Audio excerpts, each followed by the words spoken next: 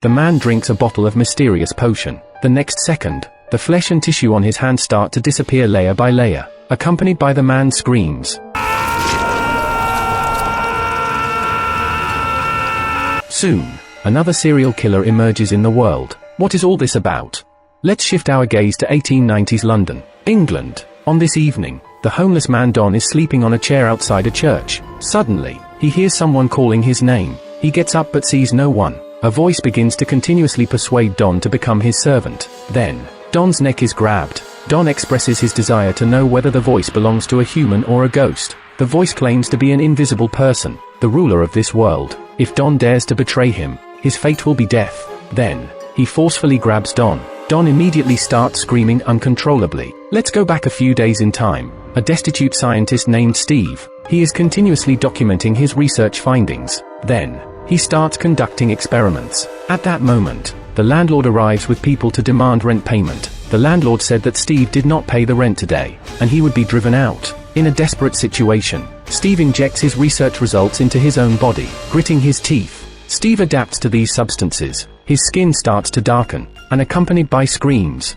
his flesh gradually disappears. Hearing the sounds from inside, the landlord smashes open the door and rushes in, but there is no one inside the room. Then, a cold laughter emanates from the room, and an oil lamp is thrown, causing a large fire. The scene shifts to a dilapidated mansion on the outskirts of Cowthistle Port, England. Amy stood in front of the window and looked out the window, thinking a lot. The mansion is the only inheritance left to her by her husband. Amy relies on selling off her assets to maintain the last bit of her dignity as a lady, and now the mansion is left with only 2 maids. Amy has been actively involved in proposing reforms in local governance, but none of her proposals have been approved. Today's newspaper also published an incident about an invisible man appearing in the neighboring town, causing harm to civilians and a police officer. Both Amy and the maids believe that the news is made up. At that moment, Amy sees a man walking slowly in the distance from the window. This person is Don, and he is holding a satchel in his hand, containing 3 notebooks and a lot of gold coins. He arrives at a bar to take a break. He looks very nervous, as if he is hiding from someone.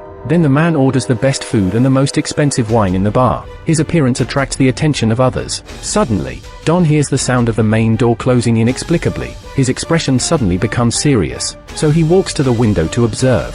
As a result, Don is punched, and the glass shatters. Then, Don is caught and brutally beaten by the invisible person. Others think Don is going crazy, so they approach and grab him. There is also a police officer among the crowd. Don starts grappling with these people. Then he took a bowl of potato soup and poured into the invisible person.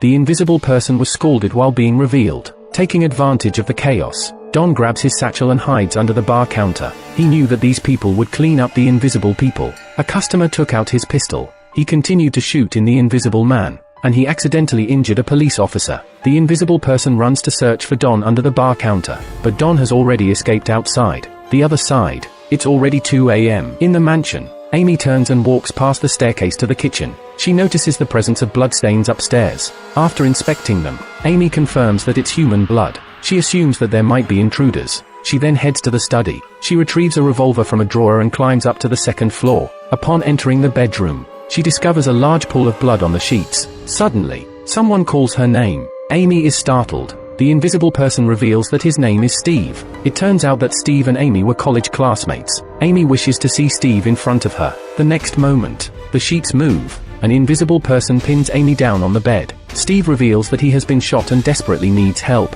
He pleads with Amy to assist him. Then, Steve releases Amy. Surprised, Amy asks Steve to go to the wardrobe and find her late husband's clothes to wear. Amy proceeds to bandage his arm. After finishing the bandaging, Amy goes to the kitchen and prepares some food for Steve to eat. The next day, Amy enters the room carrying breakfast. She asks Steve why he was shot. Steve explains that ever since he became invisible, he has needed a servant. So he recruited a homeless man named Don as his servant. But this guy later stole his money and research notes. Steve tracked him all the way to a bar in the neighboring town and found Don. Later, they got into a fight, but Don managed to escape. Steve said he needed to rest, and kind-hearted Amy ultimately decided to take him in. Not long after, Police Chief Barry and his team started searching for suspects. Although they didn't believe in the existence of an invisible person, they followed the bloodstains to the vicinity but lost track of them near this house. Amy told Police Chief Barry that nothing had happened, and he left. Amy went to the study as usual and found Steve looking at her personal letters. One of them was a warning letter from the court stating that if Amy didn't repay her debts within the week, the estate would be auctioned by the bank. Then, Steve threw £200 at Amy and asked her to repay the debt. During the day, Steve had sneaked into the bank and stolen a lot of money. Amy reluctantly accepted the money and the next day she went to the bank to repay the debt. After that, Amy returned home and made an agreement with Steve to work together to earn money. Additionally, Steve helped Amy's proposal pass in the council. Currently, the most important thing for him is to find the 3 notebooks that contain the method for the invisible person to regain visibility. He suspects that the money Amy repaid to the bank came from the stolen money. Amy strongly denies and says that the money was sent by her brother from the United States, who works in railway development. Police Chief Barry also presents letters that Amy recently wrote to everyone in the vicinity. Amy is using these letters to search for a homeless man named Don, and Barry is highly suspicious of Amy. At that moment, a spear is raised behind Police Chief Barry. Amy realizes that if he continues speaking, Steve will kill Barry, so she quickly asks Barry to leave. She returns to the room and finds that Steve is gone. Amy realizes that he has followed the carriage. The letters were not written by Amy at all. They were written by Steve imitating her handwriting. Amy's maid, Betty, delivers a letter. It turns out to be from a nearby bishop who has taken in Don. Amy quickly drives to the church. The bishop says that he will inform the police soon, so Amy doesn't have much time left. When Amy meets Don, she says she came alone and hopes that Don will give her the notebooks. Don believes that Amy also wants to gain invisibility powers through the methods in the notebooks, so he angrily runs out. The next day, Steve gives Amy a newspaper. It reports that a person who opposed her proposal was beaten to death with an iron rod. Amy looks at the news with complex emotions. Steve wants Amy to find the notebooks quickly, so Amy goes to the church again to find Don. She met a man in the church, and the man claimed that he could take Amy to see Don that night. In the evening, they arrived at an underground passage. The man asked Amy to go in alone. Don was waiting for her inside. Amy saw that Don was indeed waiting for her there. It turned out to be a trap set by Don. He paid local thugs to deal with Amy and the invisible person behind her. Amy's gun was quickly taken away by the thugs. Steve appeared. A fight broke out between the two sides. Steve quickly took down the thugs. He told Amy to run first. Then Steve continued to struggle with them and eventually knocked Don unconscious. Finally, Steve also got injured and passed out. Shortly after, Police Chief Barry arrived and took away Don, the notebook, and the gun. Then Barry came to Amy's mansion with the notebook and the gun. Amy lied and claimed that the notebook was left behind by her deceased husband. Don stole that notebook. Amy has to take a gun to recapture the notebook. Later, a struggle broke out at the scene, and she ran back. She didn't know what had happened there. In the end, Police Chief Barry believed Amy's words. Moreover, Amy's husband was indeed a scientist. The contents recorded in the notebook are very profound. Steve took the notebook and started conducting experiments in the basement. Maid Betty unintentionally walked into the basement and was caught by Steve to be used as an experimental subject. Later, Amy found Police Chief Barry and demanded that Don hand over the other 2 notebooks. Don firmly refused. Before Police Chief Barry left, Don also requested not to be held in isolation because the invisible person might already be there. Police Chief Barry didn't believe him and left him behind. In the middle of the night, Steve found Amy and said that he had retrieved all the notebooks, and he didn't do anything to Don.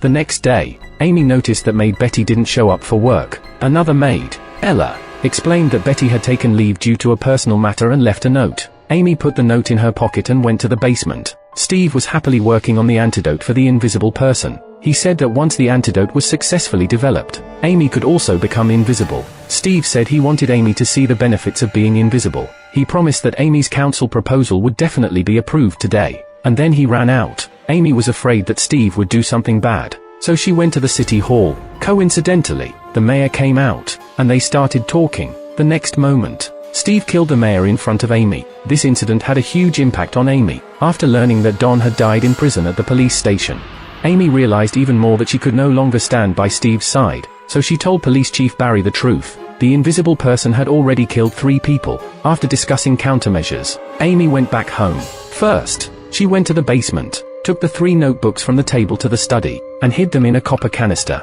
She went back to the inner part of the basement. Amy pushed open the door and found the maid Betty. Her body was covered in corrosive wounds caused by drugs. Betty had been completely innocent in Steve's experimentation and died. Amy was scared and ran out. She knew Steve wasn't in the laboratory. At that moment, Ella's singing voice came from the rooftop. Amy knew that she was scrubbing her body and walked in directly. She covered a chair next to her with a piece of cloth. Griffin revealed a human figure. Ella immediately screamed in panic. It turned out that Steve would come here to peep at women's bodies. They quickly ran downstairs. Amy told Ella to leave the room. Sheriff Barry outside. He had 2 subordinates ambushed on the side. Amy bravely returned to the room. She wanted to have a final conversation with Steve. Their argument was fruitless. At this moment, Sheriff Barry opened the door to capture Steve. Steve was very angry and pushed Amy to the ground. Then he fought with Sheriff Barry and his 2 subordinates. Soon, one police officer was accidentally knocked down. Then Steve ran downstairs. Sheriff Barry and another police officer chased after him. Another police officer was also killed by Steve with a large axe. Amy quickly closed the doors and windows. Soon, Sheriff Barry was knocked unconscious. Steve knew that Amy had hidden the notebook and came back to demand it from her. Amy quickly took out 3 books from the bookshelf and threw them into the fireplace. She indicated to Steve that the notebook had been burned. Steve became very angry and started a fire to destroy the entire house. They kept arguing. Amy held a gun. Steve didn't dare to approach. In the end, Amy shot and hit Steve. Then she threw the copper can out of the glass window and jumped out of the window. A large fire ignited in the room. Steve also followed out and was still complaining that the ambitions were destroyed by Amy. Amy fired a few more shots towards the source of the sound. Steve stopped speaking and fell to the ground, dead. Sheriff Barry also woke up and went to the scene of the fire to observe. Amy picked up the copper can and smirked evilly at the notebook. The whole movie ends here. The movie is called Fear of the Invisible. It's about a scientist with a twisted mind who enjoys the process of being an invisible person. As a result, he becomes cold and cruel. In fact, many things don't cease to exist just because they can't be seen. People leave traces when they do bad things. We must never have a mentality of luck. The overall pace of the movie is decent. The evil smile of the female protagonist at the end is surprising. Perhaps there could be a sequel to the movie. There aren't many horrifying scenes. The overall composition of the visuals is harmonious. The villain's personality is not fully developed. What would you do if you had an invisibility potion? Feel free to leave comments in the comment section. See you next time. Those who like it can follow us closely.